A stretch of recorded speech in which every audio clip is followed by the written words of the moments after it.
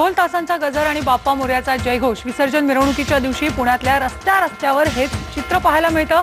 पण यंदाच्या गणेशोत्सवात केसरीवाड्याच्या गणपती समोर एक खास गोष्ट पाहायला मिळाली आणि ती म्हणजे पुण्यातल्या अंधशाळेतल्या मुलांनी मल्लखांबाचे खेळ सादर केले।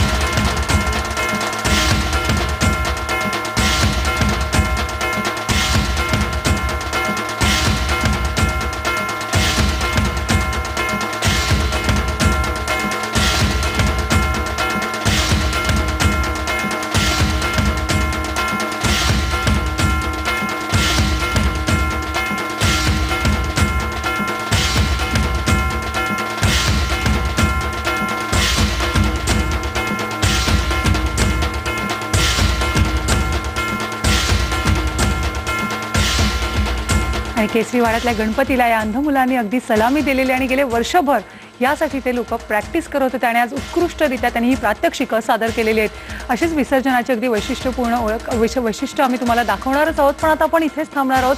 पण IBN लोकमतवर विसर्जनाचा उत्साह असा सुरू राहणार आहे। पहा फक्त IBN लोकमत।